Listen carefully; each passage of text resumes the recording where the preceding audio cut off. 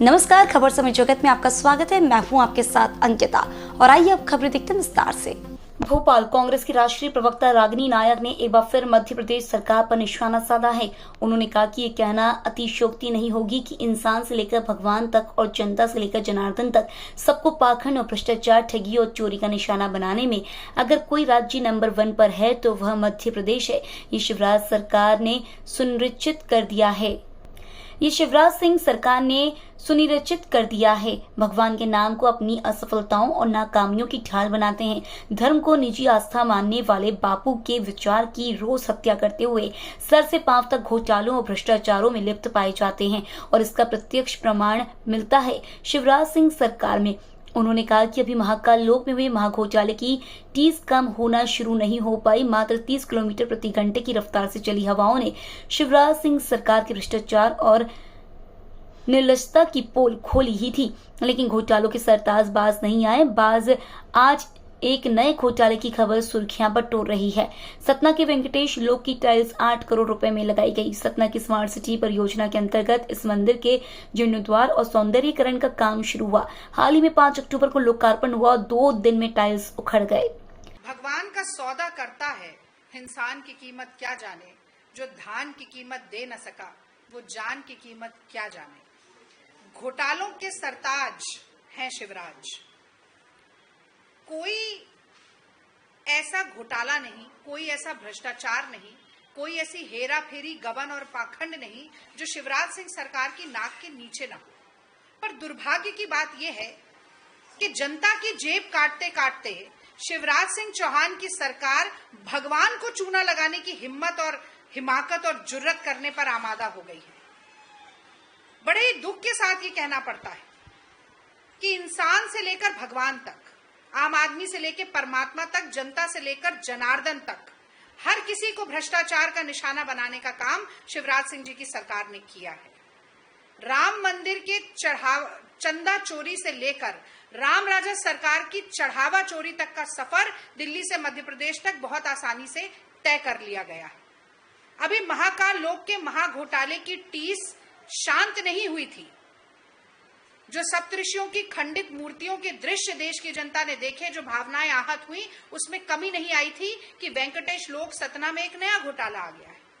8 करोड़ की टाइल लगाई जाती है, 5 अक्टूबर को लोकार्पण होता है, 2 दिन के अंदर सारी टाइल उखड़ जाती है। इतनी कमीशनखोरी और भ्रष्टाचार चल रहा है। और यही नहीं, ओरछा में राम राजा सरकार की बात करें तो वहां के पुजारी खुद वीडियो पर ऑन रिकॉर्ड ये बात कहते हैं कि जो भक्तजन श्रद्धा से चढ़ावा चढ़ाते हैं उसमें करोड़ों की हेरा फेरी, हर तरीके की इलीगैलिटी है। और यही नहीं, पुलिस की संलिप्तता भी है। भारतीय जनता पार्टी के वहां के लोकल विधायक जो हैं वो रफा दफा करने के लिए इस मामले को एड़ी चोटी का जोर लगाए हुए। एक तरफ तो भ्रष्टाचार कर रही है सरकार और दूसरी तरफ राम राजा सरकार को ही आयकर विभाग का नोटिस भेजकर कहा जाता है कि राम राजा सरकार जी, आपकी 1 करोड़ 22 लाख की आय है, उस पर रिटर्न भरिए। मुरैना में बजरंगबली को नोटिस भेजा जाता है कि आपने रेलवे की जमीन पर अतिक्रमण कर लिया है, 7 दिन के भीतर मंदिर खाली करिए, नहीं तो। ये भाषा है स्वघोषित धर्म के ठेकेदारों की। महावीर विक्रम बजरंगी, कुमति निवार सुमति के संगी। भाजपाइयों की कुमति का निवारण बहुत जल्दी और बहुत सटीक तरीके से जनता करने वाली। इसी तरह छतरपुर का नरसिंह मंदिर है, वहां पर आरती से इन्हें ध्वनि प्रदूषण नजर आ रहा है, शोर नजर आ रहा है, वहां पर भी नोटिस भेजा जाता है। तो अंत में मैं यही कहना चाहती हूं कि इस पापी अधर्मी सरकार को जनता नहीं करेगी माफ। वोट की चोट से भाजपा मध्य प्रदेश से होगी साफ। धन्यवाद। सब उसी समाज के होना चाहिए, but at one point of time government ने एक आगे इंडाउमेंट्स के अंदर लाकर इसके अपॉइंटमेंट्स और फाइनेंसेस तक सबके सब सरकार देगी। इस पर विरोध हुआ।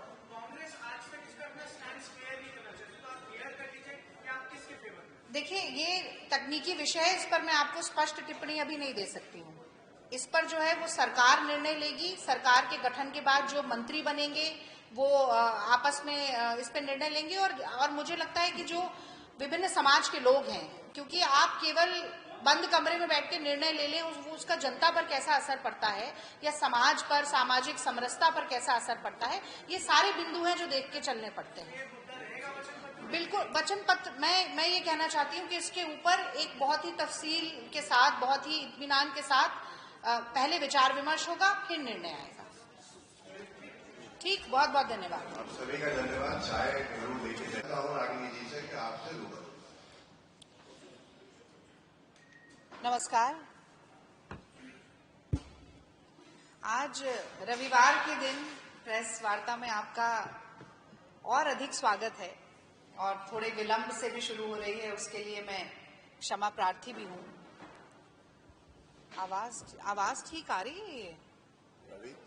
नहीं, कुछ दिक्कत है। हाँ, तो ये दोनों करना ही पड़ेगा हमको इस्तेमाल। ठीक है, कोई बात नहीं। हाँ, ठीक है।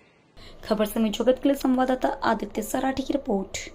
For latest news, subscribe to our channel and press the bell icon